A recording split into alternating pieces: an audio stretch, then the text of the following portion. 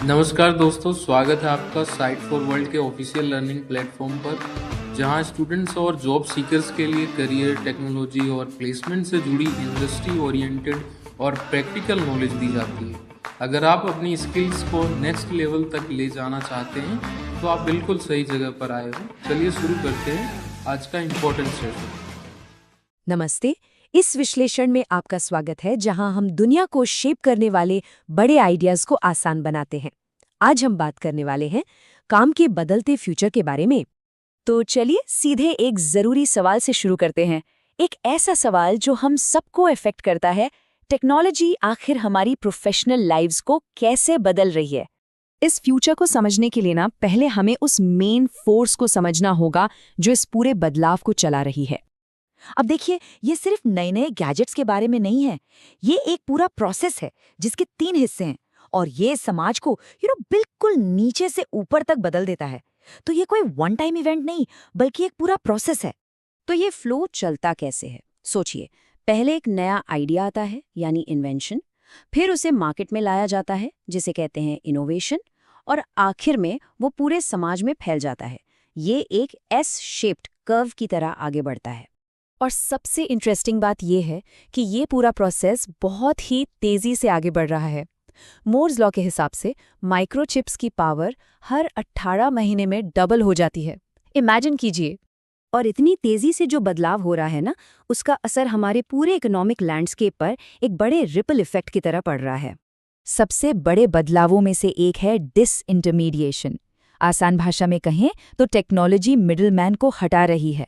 Producer और consumer अब direct जुड़ रहे हैं, जिसकी वजह से ट्रैवल एजेंट्स या स्टॉक ब्रोकर्स जैसी कई जॉब्स अब उतनी जरूरी नहीं रही।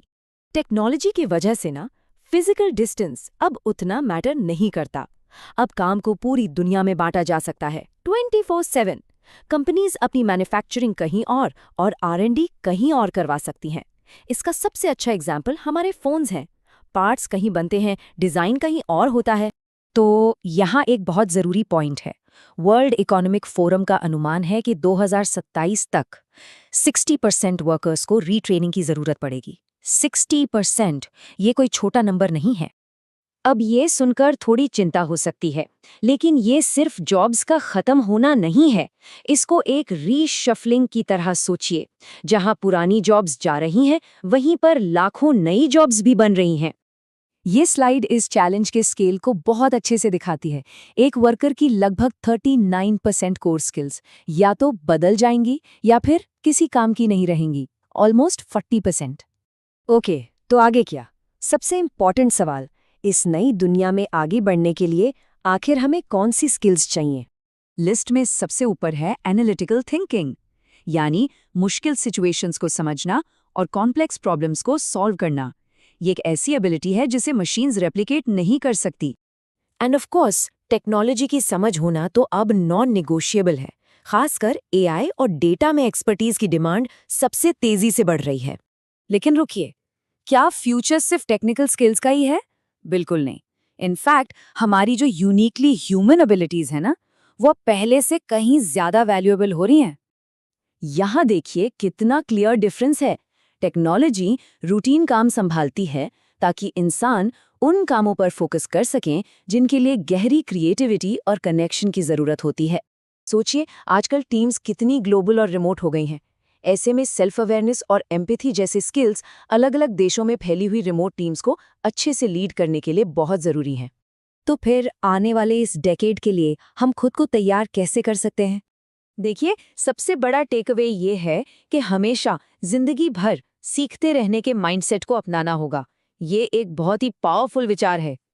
तो ये रहे 4 इंपॉर्टेंट स्टेप्स जो इंश्योर करेंगे कि कोई भी इस बदलती दुनिया में ना सिर्फ टिका रहे बल्कि तरक्की भी करे। ये हमें एक आखिरी विचार के साथ छोड़ जाता है। टेक्नोलॉजी एक टूल है। असली सवाल ये है कि हम अपनी खुद की कैपेबिलिटीज को बढ़ाने के लिए इसका इस्तेमाल कैसे करते हैं। तो हमारे चैनल को सब्सक्राइब कीजिए और वीडियो को अपने दोस्तों के साथ शेयर जरूर कीजिए। कमेंट सेक्शन में अपना डाउट या नेक्स्ट टॉपिक लिखना मत भूलिएगा।